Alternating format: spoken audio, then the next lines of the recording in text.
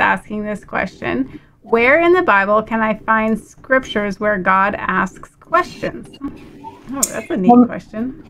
Yeah. Well, Marie, that is a fantastic question. And actually, there's quite a few answers. There's a lot of places where God asks questions. The first one is actually in the book of Genesis in chapter 3.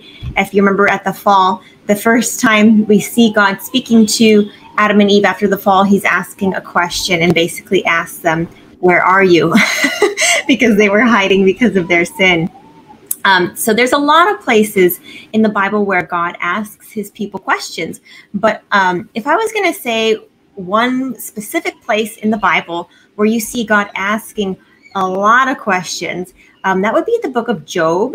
It would be the last few chapters. I believe it's verses 38 through 38 and 39. Let me double check though, because I know I was looking at these because they were so interesting. And I really, really love how, God is so good. Yeah, Job chapter 38 and 39. God, basically in the book of Job, the story is that, Job was a righteous man, and he had been brought up in the council where, all the sons of God, all the people, all the, basically sons of God in the heavens, came and met with God to talk about, where they're from. And the devil comes and God says, what are you doing here? And he goes, well, I'm here to represent my planet, which is Earth. And so he says, basically, I've deceived the whole world. And God says, have you considered my servant Job? And so after that, a whole bunch of terrible things happen to Job because the devil says, he doesn't serve you, God, for anything real. He just serves you because you bless him. And so God allowed some bad things to happen, that Satan brought into the picture. He, destroyed his property. He destroyed his health.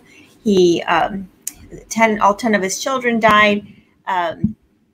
His wife left him. Basically, he lost all his money, everything. And he was just sitting there. And then for like 35 chapters, his friends basically just tell him it's his fault and that he did something wrong. And he's just arguing like, I didn't sin. There's nothing I did to deserve this. And finally he asks, God, why did you let this happen to me? And for 2 chapters in Job 38 and 39, God finally answers Job and asks him some really interesting questions where he says, where were you, Job?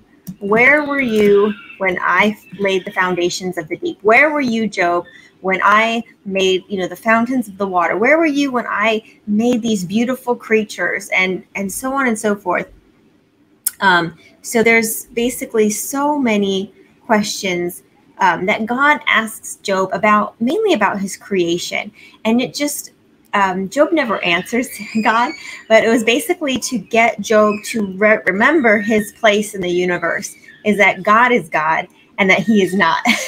And so I think that's what God does when God asks questions.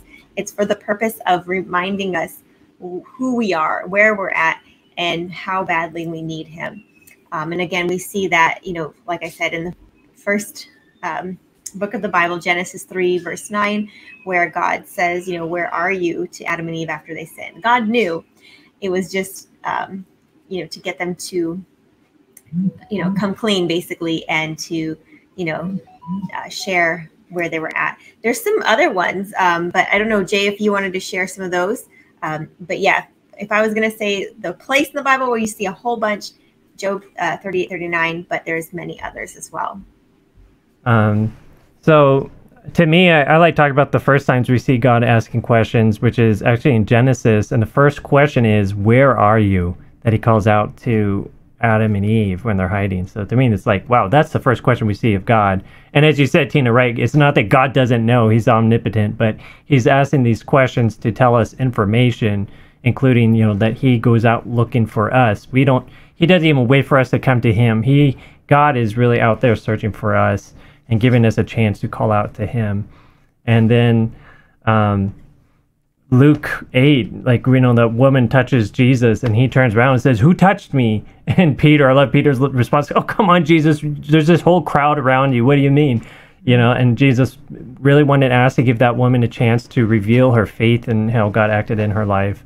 And then John 8:10, to me, one of the most powerful questions is that woman who was caught in the act of adultery, and Jesus then turns to her at some point and says, "Woman, where are your accusers?" You know, so that's, to me, such a powerful verse there too. So many questions, and yeah, God always has the answers, but he teaches by the Socratic method at times, where he asks questions to get us to think. Mm-hmm.